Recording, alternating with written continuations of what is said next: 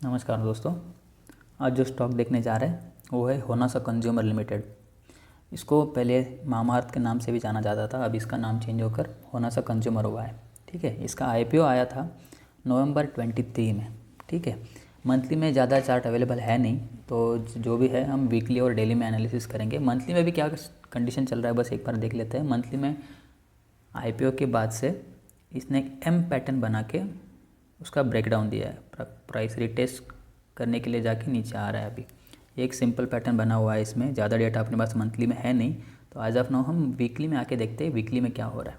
ठीक है, तो वीकली में देखिए, वीकली में भी एक जोन था बाइंग का, जहाँ से आईपीओ आया था वहाँ से प्राइस ऊपर गई, एक बार नीचे आई, वापस ऊपर गई और इसका लो क्रॉस करके नीचे गई थी। अब रिटेस्ट करके प्राइस वहाँ से गिर रही है। ठीक है, वीकली में भी ज़्यादा डेटा अपने पास है नहीं, लेकिन वीकली में आरएसआई क्या बता रहा है। वीकली में आरएसआई 60 पे होल्ड किया था, नीचे गया है, मतलब यहाँ पे बायर इंटरेस्टेड है नहीं।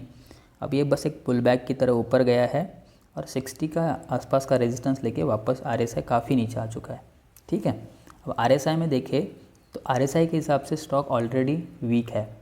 ट्रेंड के हिसाब से स्टॉक डाउन ट्रेंड में है, क्योंकि ऑलरेडी इसके प्रीवियस लो के भी प्राइस नीचे है। तो ये वाला जो है सेलर ये जीत चुका है, जो है मेजर सेलर है। ठीक है, अब ये मेजर सेलर कैसे बना है हम इसको एक बार डेली में एनालिसिस करेंगे आईपीओ प्राइस से। ठीक है, ये सेलर क्यों इतना डोमिनेंट है देखते हैं। आईपीओ प्राइस लिस्ट हुआ, एक पुल बैक दिया, वापस ऊपर गया, ये स्ट्रॉन्ग बाइंग आया था। ठीक है, अब यहाँ से देखेंगे ये हुआ इम्पल्स मूव, रिट्रेसमेंट दिया स्टॉक ने। ठीक है, अब ये रिट्रेसमेंट के बाद स्टॉक को ऊपर जाना है तो प्रीवियस हाई क्रॉस करना पड़ेगा। ठीक है, ये बॉटम प्राइस इसके ऊपर चली गई है। ठीक है, अब इसने लो जो बनाया ये वाला था। अब प्राइस को ऊपर जाना है तो नेक्स्ट ये हाई बना, नया हाई बनाया प्राइस ने। अब ये लो प्राइस ने होल्ड करना चाहिए था यहाँ पे, जो कि काफ़ी एग्रेसिवली तोड़ा है। देख रहे हैं आप, काफ़ी एग्रेसिवली लो तोड़ा है। तो ये वाला जो जोन है मेरे लिए, ये वाला सप्लाई जोन हुआ। ठीक है, ये है मेरा सप्लाई जोन, क्योंकि यहाँ पे कोई बड़ा सेलर आके उसने अपनी क्वांटिटी एग्जिट की है, वो पता भी चलेगा अपने को, हम वॉल्यूम एनालिसिस में देखेंगे उसको। तो ये बना मेरा सप्लाई। ये जो छोटे छोटे हैं ये है रेजिस्टेंसेस, क्योंकि इन्होंने ट्रेंड चेंज नहीं किया है। ट्रेंड चेंज इस वाले ने किया है, तो जो ट्रेंड नहीं चेंज करता है, सिर्फ करेक्शन देता है, वो होता है रेजिस्टेंस। और जो भी प्राइस ने यहाँ से ट्रेंड चेंज करवाया है वो होता है सप्लाई जोन। ठीक है, ये डिफरेंस होता है सप्लाई एंड रेजिस्टेंस के बीच में। अब देखिए, एक बार के लिए मैं आपको दिखाऊंगा, यहाँ से प्राइस ने एक ट्रेंड लाइन का सपोर्ट लिया था। सप्लाई यहाँ पे क्यों जीता है ये हम देखना चाहते हैं। ठीक है, अब देखिए प्राइस का प्रीवियस जो रेजिस्टेंस था, ये वाला एरिया था रेजिस्टेंस का। ठीक है, ये मान लेते हैं। वीकली में अगर देखें तो इसके ऊपर प्राइस क्लोज करना चाहिए था, तब जाके ये अप ट्रेंड कन्फर्म होता, प्राइस यहाँ से ऊपर जानी चाहिए थी। ठीक है, अब देखिए प्राइस ने इसके ऊपर क्लोज किया। अगर नीचे वॉल्यूम देखें तो ब्रेकआउट एरियाज़ पे वॉल्यूम अच्छे से आए हैं, तो नया वाला बायर यहाँ पे आया होगा।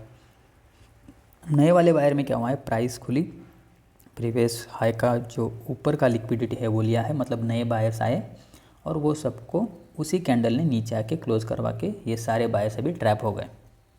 सही है ना, ये सारे बायर्स यहाँ पे ट्रैप हो गए। डेली में अगर देखें तो यहाँ पे resistance resistance resistance, breakout, retest करके प्राइस ऊपर जा रहा है, तो यहाँ पे नए बायर्स ऐड होते हैं ये वाली एरियाज़ पे। यहाँ पे बायर्स ऐड गए, वॉल्यूम भी काफ़ी सारा अच्छा सा आया था। तो देखिए यहाँ पे वॉल्यूम बायर्स आए होंगे, लेकिन इमीडिएटली ये वाला जो कैंडल है नीचे आ गया, ये सारे बायर्स अभी ट्रैप हो गए।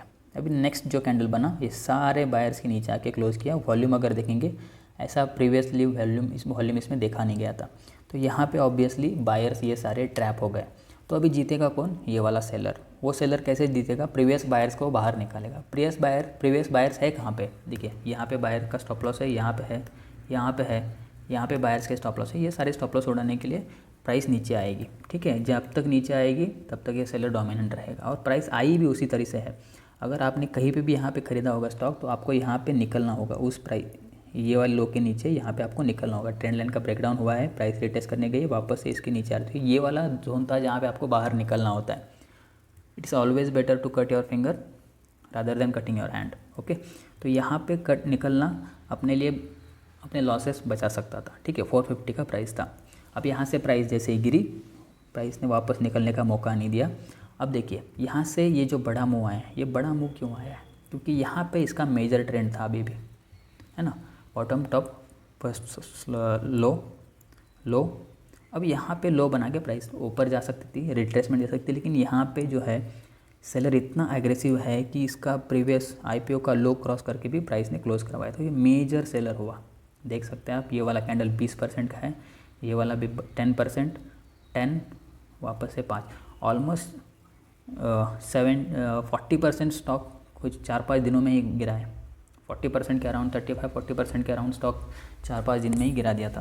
तो ये वाला जो है मेजर सेलर बन गया। अभी सप्लाई यहाँ पे है, अभी ये जो हो गया माइनर सप्लाई बनेगा। रेजिस्टेंस तो है लेकिन माइनर सप्लाई बनेगा। अभी देखते हैं, बायर यहाँ पे आया था, ठीक है ना, फर्स्ट बायर जो फर्स्ट लो बनाया वो आया था यहाँ पे, ये वाले लेवल्स पे। अभी यहाँ पे सपोर्ट बना था, प्राइस इसके ऊपर क्लोज करिए, ठीक है। एक बार मैं क्या करता हूँ, बॉटम से बाइंग देखता हूँ, बाइंग किस तरीके से आई है।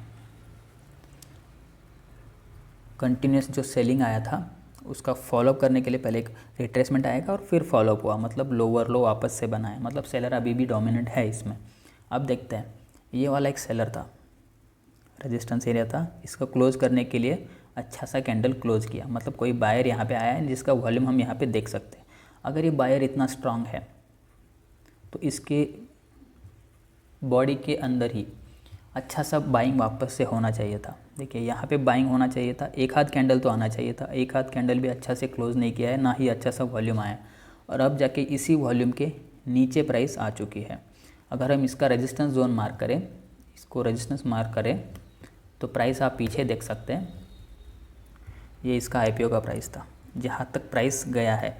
तो ये जो होता है ऑपरेटर का ट्रैप होता है। कैसे पता चलेगा ऑपरेटर का ट्रैप? देखिए, अगर प्राइस 200 रुपये से धीरे धीरे धीरे करके 270 तक जा रहा है, जिसको भी ये स्टॉक खरीदना होगा वो अपने वॉच लिस्ट में तो रखा होगा, और उस दिन सडनली उसने देखा होगा स्टॉक 20% ऊपर है और हाईएस्ट एवर वॉल्यूम इसमें आया हुआ है, तो वो खरीदने की कोशिश करेगा, यहाँ पे कहीं पे वो खरीदेगा स्टॉक। लेकिन देखिए, अगर इतना बड़ा वॉल्यूम आया है तो उसका फॉलोअप भी आना चाहिए था, है ना। फॉलोअप नहीं आ रहा है, क्यों? क्योंकि ये स्टॉक मेजर रेजिस्टेंस जोन्स पे हैवी ट्रेड कर रहा है। जो फर्स्ट रेजिस्टेंस था ये सप्लाई, ये था। अभी जो है ये वाला एरिया इसका बहुत बड़ा सप्लाई जोन बनेगा, इसमें जब भी स्टॉक आएगा यहाँ से सेलिंग आएगा, ठीक है।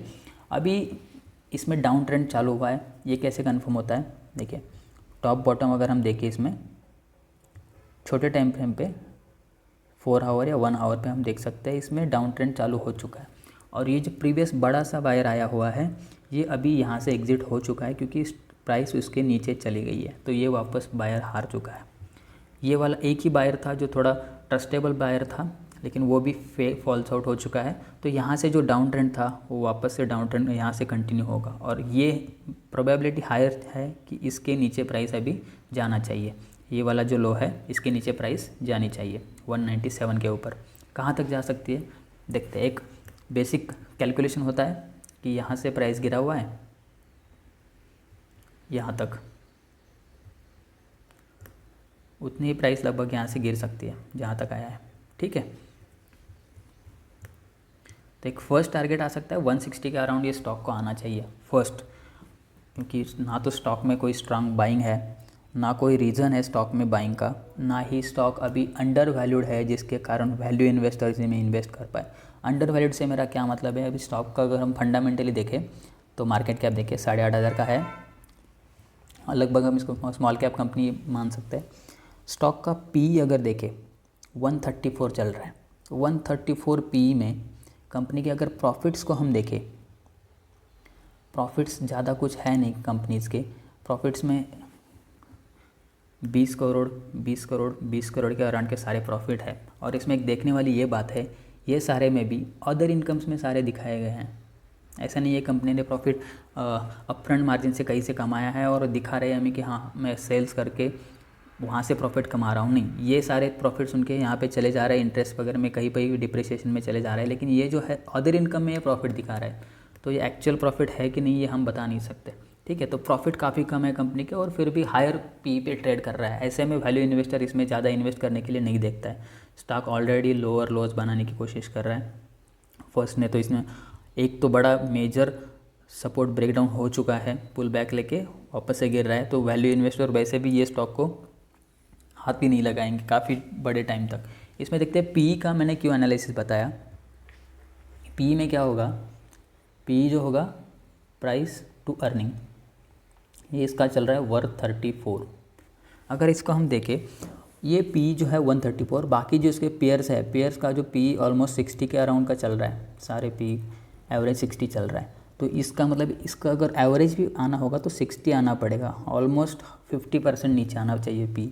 अब पी नीचे कैसे आ सकता है, या तो कंपनी के अर्निंग्स बढ़े, जो इसका डिनोमिनेटर है, अर्निंग्स बढ़े तो जाके पी नीचे आएगा, या तो इसका प्राइस नीचे आ जाए। ये दो रीज़न से ये 130 से 60 तक आ सकता है। अब अर्निंग्स बढ़ने के चांसेस ज़्यादा है नहीं, मैं आपको ऑलरेडी दिखा चुका हूँ। मोस्ट प्रोबेबली इसका प्राइस नीचे आ सकता है। प्राइस कितना नीचे आ सकता है, अभी जो प्राइस चल रहा है उसके 50% तक प्राइस गिर सकता है। ये कि यहाँ से प्रोबेबिलिटी बनती है, ठीक है। ये हो गया अपने फंडामेंटल साइड से। तो फंडामेंटली भी ये स्टॉक अच्छा है नहीं, और अभी टेक्निकली हम देख चुके हैं कि स्टॉक में कुछ खरीदने लायक, नया खरीदने लायक ऐसा कुछ है नहीं। जिनके पास भी स्टॉक पड़ा होगा उनके लिए यही एडविजिबल होगा कि वो अपना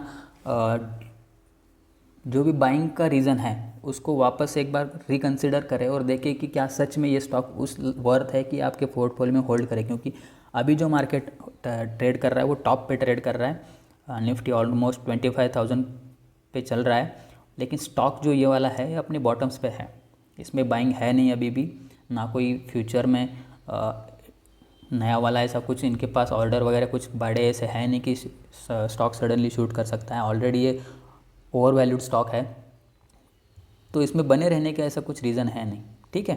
फंडामेंटली टेक्निकली के दोनों साइड से हमने ये स्टॉक कंसिडर किया। आपसे एक आपके लिए एक सजेशन है, इसी टाइप से आपको जो भी लगता है कोई स्टॉक आपको एनालिसिस करके चाहिए तो कमेंट बॉक्स में बताइए। उस स्टॉक को हम फंडामेंटल एंड टेक्निकली दोनों वे से, उसका बाइंग लेवल क्या होगा, उसको कहाँ पे ख़रीदना चाहिए, अगर आपने ऑलरेडी ख़रीदा हुआ है तो बाइंग प्राइस भी मेंशन करिए, और किस रीज़न से आप खरीद रही है उसको, स्विंग से, पोजिशनल से, या इन्वेस्टमेंट पर्पज़ से खरीदना चाहते हैं वो भी बताइए, ताकि उस हिसाब से हम आपको बता पाए कि ये होल्ड करना है या फिर इसको नए से ऐड करना है। ऐसे जो भी उसका बाइंग का रेंज रहेगा वो आपको बता दिया जाएगा, ठीक है। मिलते हैं अगले वीडियो में। Till then let's see how this stock performs.